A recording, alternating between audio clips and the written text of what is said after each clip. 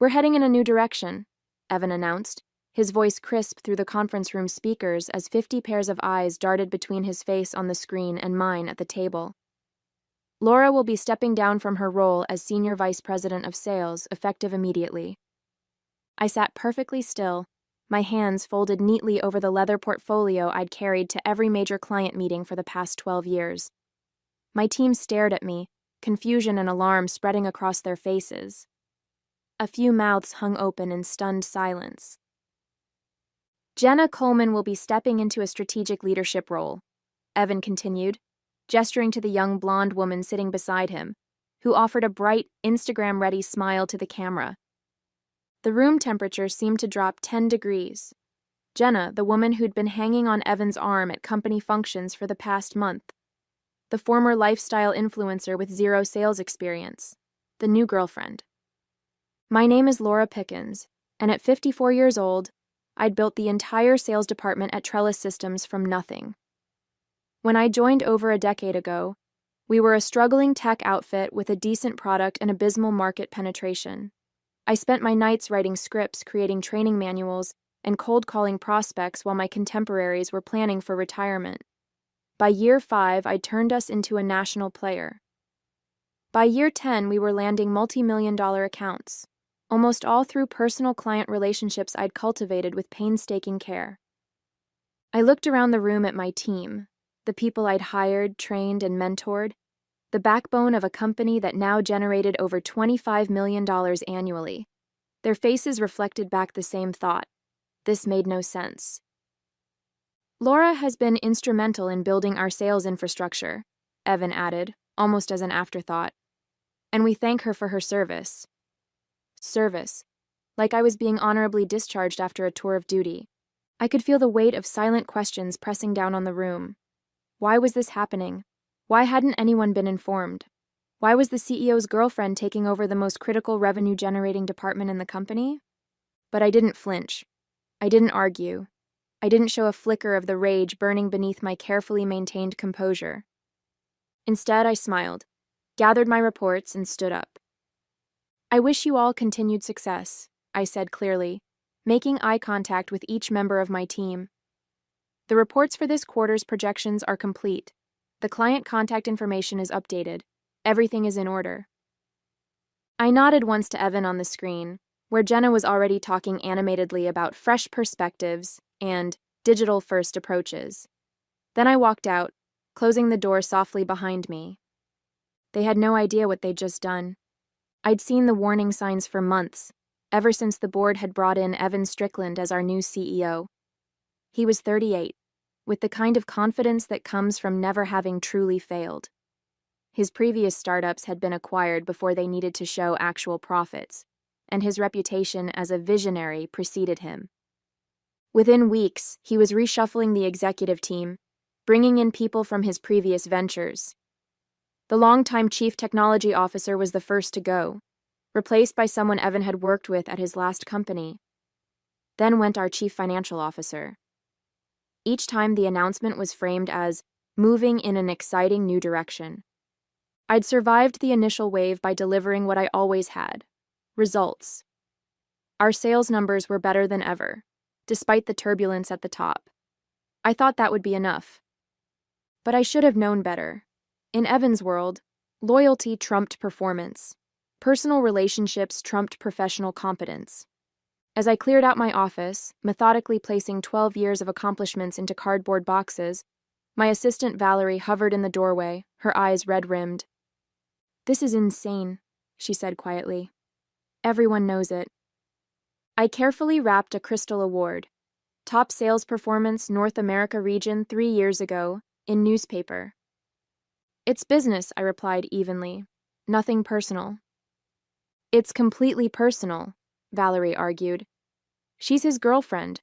She was posting yoga poses on Instagram 2 months ago, and now she's supposed to run a $20 million sales operation." I placed the wrapped award in my box and looked up at Valerie. For 8 years, she'd been my right hand. She knew every client, every deal structure, every relationship I'd built. "What will you do?" she asked. "Take some time," I said. "Consider my options." I closed the box and sealed it with packing tape, the sound sharp in the quiet office. What about you? Valerie straightened her shoulders. I already told Human Resources I'm giving my 2 weeks' notice. I nodded, unsurprised. Loyalty ran both ways on my team. Do me a favor, I said. Before you go, make sure the contact information for Patterson Healthcare and National Building Supply gets transferred correctly. They've got renewal decisions coming up in the next 30 days. Those 2 accounts alone represented over $5 million in annual revenue. Valerie's eyes met mine, understanding dawning on her face. She nodded slowly. I'll make sure everything is accurately transferred, she said. I smiled, the first genuine one since the meeting. That's all I ask. What Evan didn't understand, what he couldn't possibly comprehend, was that my client relationships weren't attached to the company. They were attached to me. Over 12 years, I had personally cultivated trust with every major account we had, most of which were secured through one-on-one deals, favors, and late-night crisis calls. The trust wasn't with Trellis Systems, it was with Laura Pickens. 3 weeks after my unceremonious departure, I was sitting on my back deck in North Raleigh, enjoying a cup of coffee and the morning quiet, when my phone rang. The caller ID showed Harold Barnes, the purchasing director of Patterson Healthcare, our biggest client. Laura, Harold's familiar voice boomed through the speaker. I've been trying to reach you through your company email, but they said you're no longer with them? That's correct, I confirmed. I recently left Trellis Systems. Left? You practically built the place. Harold sounded genuinely shocked. What happened? New leadership, new direction, I said simply. Well, that explains a lot, he sighed. We had a call with some new person yesterday, Jenna something, and frankly, it was a disaster. She couldn't answer basic questions about our implementation timeline, and she kept referring to us as Patterson Health Systems instead of Patterson Healthcare. I winced inwardly. Patterson was notoriously particular about their brand identity.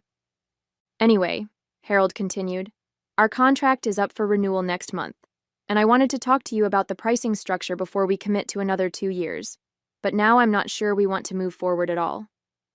I took a careful sip of coffee. I understand your concerns, Harold. You need a partner who understands your business. We need you, Laura. You've pulled our bacon out of the fire more times than I can count. Remember when our system crashed during the Medicare audit last year? You had your technical team on it within 20 minutes, on a Sunday. I remember, I said. So what are you doing now? Taking some time off? I hesitated, then made a decision. Actually, I've been considering some opportunities. There's a company called Meridian Technologies that's been persistent in their outreach. Meridian was a rising competitor to Trellis, with a similar product suite but a more innovative approach. They'd been trying to hire me for years. Harold was silent for a moment. Meridian, huh? They've pitched to us before. Solid product, but we went with Trellis because of you. I understand, I said neutrally. Would you... Harold paused. If you were to join Meridian, would you be handling the Patterson account? I imagine that would be part of the discussion, yes. Another pause. Then, interesting. Our IT director has been pushing for us to explore alternatives anyway. Maybe we should hold off on that renewal with Trellis, see how things develop. After I hung up, I sat looking at my phone for a long moment. Then I scrolled through my contacts and selected a number I'd saved but never called. Hello, this is Laura Pickens, I said when the call connected. I believe your CEO, Gregory Wilson, has expressed interest in meeting with me. I'd like to schedule that conversation now. The dam was about to break, and Evan Strickland had no idea what was coming. The offices of Meridian Technologies occupied 3 floors of a gleaming glass tower in downtown Raleigh. As I rode the elevator to the executive suite, I reflected on how different this was from my early days at Trellis, when we'd operated out of a converted warehouse with temperamental air conditioning and a coffee machine that worked only on Tuesdays. Gregory Wilson, Meridian's CEO, was waiting for me himself, a courtesy that spoke volumes after Evan's dismissive treatment.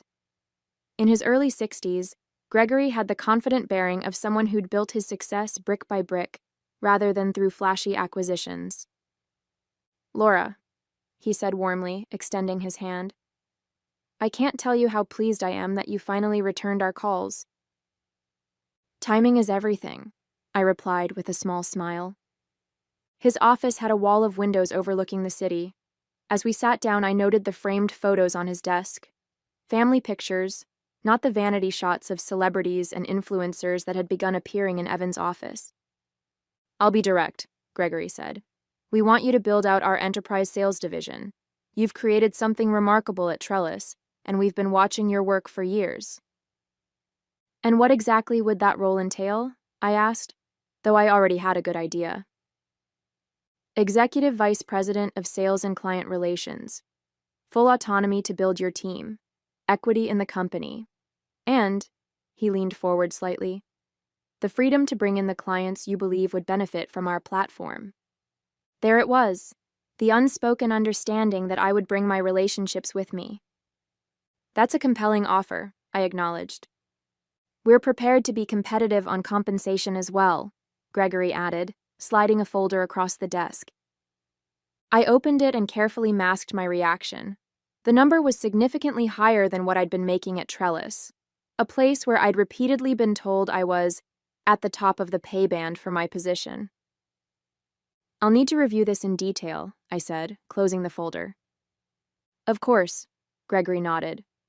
"Take your time, but I should mention that we're particularly interested in expanding in the healthcare and construction sectors. I understand those were areas where you had some significant wins." Patterson Healthcare. National Building Supply. Together, they represented over $5 million in annual revenue for Trellis. "I had some success there," I confirmed modestly. Our conversation continued for another hour, during which Gregory outlined Meridian's vision and growth strategy. It was refreshingly substantive, focused on product development and client success rather than buzzwords and vanity metrics. As we wrapped up, Gregory walked me to the elevator. "One last thing," he said. "We've heard through the grapevine that there might be some talent becoming available from Trellis in the coming weeks. People who worked with you." I raised an eyebrow. The rumor mill works quickly. "It always does," he agreed. "If you were to join us, would you have any interest in rebuilding your team?" Valerie. Thomas from Enterprise Accounts. Daria from Client Success. My people, the ones who'd been with me through years of growth, who understood my methods and shared my client-first philosophy. "I might have some recommendations," I said carefully. The elevator doors opened, and Gregory shook my hand again. "We'll be in touch soon. I have a good feeling about this, Laura." As I rode down to the lobby, my phone buzzed with a text message. It was from Valerie. National Building Supply just called. They're considering their options for the next contract cycle. Jenna tried to handle the call herself. It was a disaster. I tucked my phone away, my mind already working through the possibilities. Evan had unwittingly set a cascade in motion, one that couldn't be stopped by suddenly realizing his mistake. Within a week, I had signed my contract with Meridian. "This feels like déjà vu," Valerie said, arranging family photos on her new desk at Meridian Technologies. "Except with better lighting and a coffee machine that works every day." I leaned against the doorframe of her office. A real office, not the open-plan workspace she'd had at Trellis. "How does it feel to be Director of Client Operations?" She grinned. "Like I should have followed you years ago." In the 6 weeks since I'd joined Meridian, things had moved with the kind of purposeful efficiency that had been my hallmark at Trellis. Gregory had given me the autonomy he'd promised, and I'd quickly assembled key pieces of my former team. Valerie, Thomas, Daria. Each had received substantial promotions and increases in compensation, recognition of the value that Trellis had failed to acknowledge. My phone rang, and I excused myself to take the call in my office. It was Harold from Patterson Healthcare. "Laura, we've made our decision," he said without preamble. "We're not renewing with Trellis. Their service has gone downhill since you left. And frankly, this new salesperson they assigned us seems more interested in taking selfies in our lobby than understanding our compliance requirements." I kept my voice neutral. "I'm sorry to hear that." "Don't be," Harold chuckled. "Because we want to talk to Meridian about taking over. The deadline for our Trellis renewal is next week, and we need to have something in place." "I'd be happy to connect you with our team," I said. "No, Laura. We want to work with you directly. You know our systems, our challenges. We trust you." After we hung up, I sent a quick message to Gregory informing him that Patterson Healthcare, a $5 million annual account, was coming our way. His response was immediate. "This is why we hired you." The same scene played out repeatedly over the next month. National Building Supply, Western Financial Group, Hartman Manufacturing. One by one, Trellis's biggest clients reached out, expressing dissatisfaction with the new regime and interest in following me to Meridian. Some were more direct than others. The CEO of Western Financial didn't mince words. "Your replacement showed up to our quarterly review meeting wearing a crop top and taking notes on her phone. When our CFO asked about security protocols, she said she'd circle back and never did." By the end of the quarter, over $15 million in client contracts had either moved to Meridian or announced their intention not to renew with Trellis. It wasn't just about me. It was about the fundamental misunderstanding Evan had regarding what our clients valued. They didn't want flashy presentations and social media presence. They wanted reliability, expertise, the confidence that when problems arose, someone who understood their business would be there to solve them. I was working late one evening when Gregory stopped by my office, a bottle of champagne and 2 glasses in hand. "I thought we should celebrate," he said, setting the glasses down. "The Western Financial contract came through today. That puts us over $15 million in new business this quarter, all from former Trellis clients." As he poured the champagne, he added casually, "Have you heard what's happening over there?" "I try not to pay attention to gossip," I replied diplomatically. Gregory smiled. "Their stock is down 30%. There's talk that the board is meeting next week to discuss leadership concerns. Apparently, their first quarterly earnings call after your departure was, let's call it, eventful." I accepted the glass he offered. "Business is cyclical. Companies have ups and downs." "True," he acknowledged. "But losing 60% of your revenue in a single quarter isn't a cycle. It's a catastrophe." We clinked glasses, and I allowed myself a small smile. "To new beginnings," I said. The email arrived on a Tuesday morning, its subject line bland and corporate. "Trellis Systems announces executive changes." I opened it, curious despite myself. "Trellis Systems today announced that Evan Strickland will be stepping down as Chief Executive Officer, effective immediately. The board has appointed Jerome Phillips, currently Chief Operating Officer, as interim CEO while a search for a permanent replacement is conducted." There was a quote from the board chair about returning to core business principles and refocusing on client relationships, but the message was clear. Evan was out.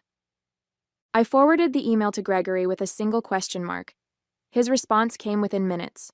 "Sinking ship. Too little, too late." He was right. The damage had been done. In the 3 months since I'd joined Meridian, we'd not only secured contracts with Trellis's former clients, but had begun integrating them into our systems. The switching costs were significant, meaning even if Trellis suddenly got its act together, these clients were unlikely to return. My phone buzzed with a text from Thomas. "Did you see? Barkum barkum." Before I could respond, another message appeared. This one from an unknown number. "Laura, it's Evan. Can we talk?" I stared at the screen, surprised by his audacity. After a moment's consideration, I typed back, "I'm in meetings all day." His response was immediate. "Please, it's important." Against my better judgment, I agreed to a coffee at a neutral location, a small cafe halfway between our offices. He was already there when I arrived. looking noticeably different from the confident CEO who had dismissed me months earlier. His designer shirt was wrinkled, and dark circles shadowed his eyes. "Thank you for meeting me," he said as I sat down. "What can I do for you, Evan?" I kept my tone professional, neither friendly nor hostile. He sighed heavily. "I made a mistake, Laura. A massive, company-destroying mistake." "Business decisions sometimes have unintended consequences," I offered neutrally. "This wasn't a business decision," he admitted, rubbing his temples. "It was ego. Jenna convinced me that the sales department needed younger energy and modern approaches. She said clients wanted to work with people who understood digital transformation." I raised an eyebrow but said nothing. "The board fired her 2 weeks ago," he continued. "After the Patterson account left, they demanded answers. She had no idea how to handle client relationships at that level. None." "And now they've fired you too," I observed. He winced. "Technically, I resigned. But yes." He leaned forward, his voice low and urgent.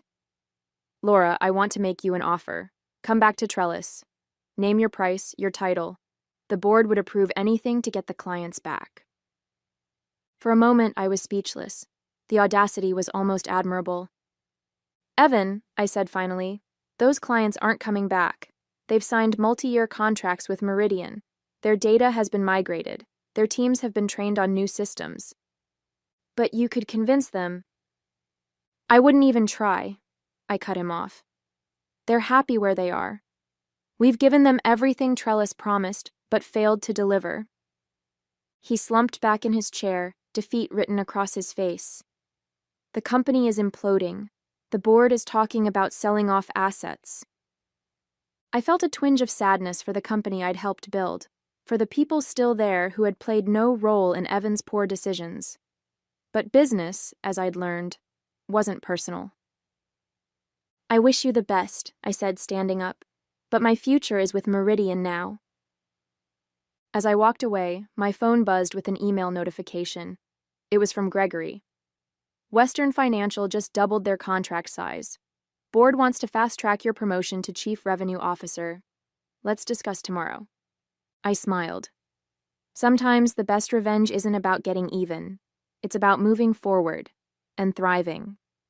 6 months after joining Meridian, I stood at the podium during our company-wide meeting, addressing over 300 employees. The quarterly results displayed on the screen behind me told a story more powerful than any words could convey. Revenue, up 64% year over year. New enterprise clients, 17, 12 former Trellis accounts. Client retention rate, 98%. Stock price, increased 42% since last quarter. "These aren't just numbers," I told the assembled team.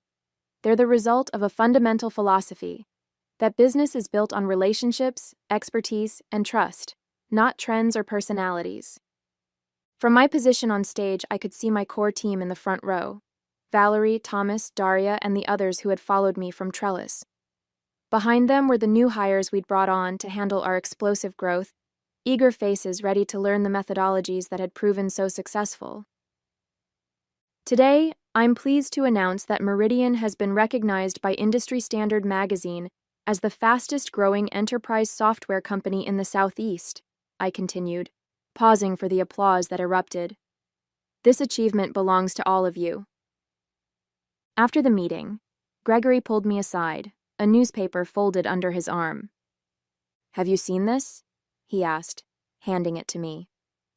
The business section headline read, "Trellis Systems acquired in fire sale, stock down 78% from peak."